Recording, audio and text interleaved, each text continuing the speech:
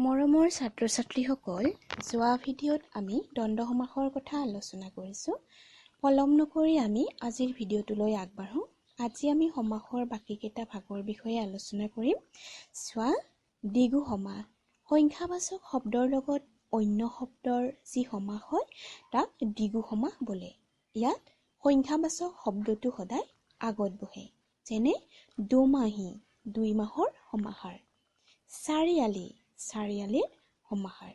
ইয়াত 2, 4 সংখ্যাবাচক শব্দ, আৰু এনেকুৱা সংখ্যাবাচক শব্দ দেখিলে তোমালোকে জানিবা সেইটো দ্বিগু সমাস। একেবাৰেই সহজ নহয়নে বাৰু? এবাৰ চোৱা বহুব্ৰীহি সমাস। যি সমাসত ব্যস্ত পদবোৰৰ ব্যুৎপত্তিগত অৰ্থ নুবুজায়, আন বিশেষ অৰ্থ বুজায়, তাক বহুব্ৰীহি সমাস বোলে। যেনে বিনা পানী, বিনা আছে পানীত যাৰ। ইয়াত বিনা পানীয়ে সৰস্বতী দেৱীক বুজাইছে।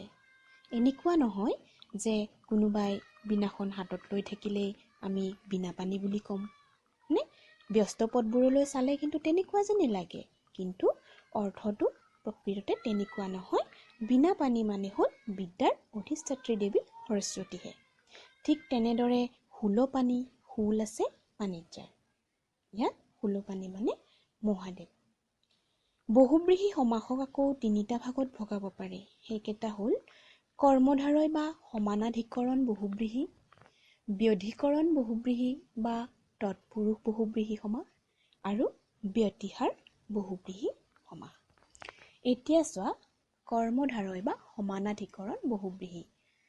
গুণবাচক বিশেষণ বা সমাৰ্থবোধক সংজ্ঞা শব্দ বিশেষ্য বিশেষণৰ দৰে অগাপিচাকৈ বহি, তুলনা, সাদৃশ্য আদি ভাৱ বুজায়। তেনে বহুব্ৰীহি সমাসকে কৰ্মধাৰয় বা সমানাধিকৰণ বহুব্ৰীহি সমাস বোলে।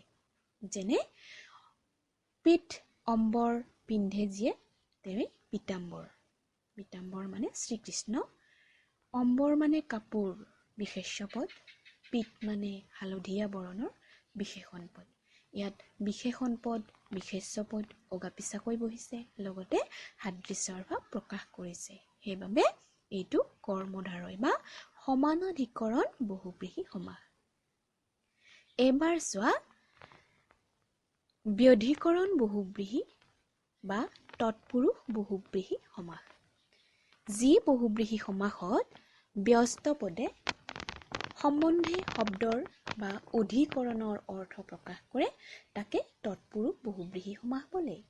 এতিয়া অধিকৰণৰ কথা কোৱাৰ লগে লগে আমি জানিব লাগিব কাৰক আৰু বিভক্তিৰ কথা। এয়া আমি পিছত ভালদৰে জানিম।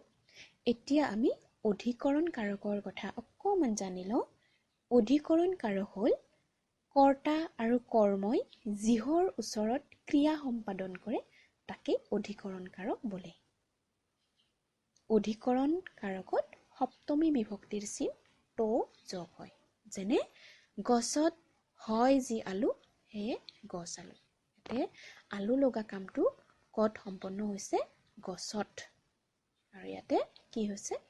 সপ্তমী বিভক্তিৰ চিন ত যোগ হৈছে। ঠিক তেনেদৰে চক্ৰ আছে পানীত যাৰ, চক্ৰ পানী। পানীত আছে চক্ৰটো, মানে কামটো ক'ত হৈছে? পানীত, অৰ্থাৎ হাতত। সেইকাৰণে ইয়াক ব্যধিকৰণ বহুব্ৰীহি বা তৎপুৰুষ বহুব্ৰীহি সমাস বোলা হয়।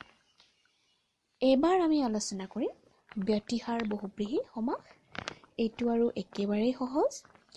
পৰস্পৰ একে কাৰ্যকে কৰা বুজাবলৈ 2 বা ততোধিক পদৰ যি সমাস হয় তাক ব্যতিহাৰ বহুব্ৰীহি সমাস বুলি কোৱা হয়।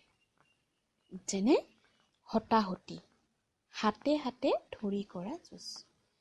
দুজনে একেটা কামেই কৰিব লগা হৈছে পৰস্পৰে, মানে হাতে হাতে ধৰি যুঁজ কৰিব লগা হৈছে। সেইকাৰণে ইয়াক কি বুলি কোৱা হৈছে? হতাহতি। ঠিক তেনেদৰে চুলিয়া চুলি, পৰস্পৰে কি কৰিব? চুলিয়া চুলি কৰিব, চুলিয়ে চুলিয়ে ধৰি পেলাই যুঁজ কৰিব। এয়াই হ'ল ব্যতিহাৰ বহুব্ৰীহি। বুজিলা নহয়? আজিলৈ ইমানতে সামৰোঁ। ভিডিঅ'টো ভাল লাগিলে লাইক, কমেণ্ট আৰু শ্বেয়াৰ কৰিব। লগতে মোৰ চেনেলটো যোনে যোনে ছাবস্ক্ৰাইব কৰা নাই, ছাবস্ক্ৰাইব কৰিবলৈ নাপাহৰিব। ধন্যবাদ।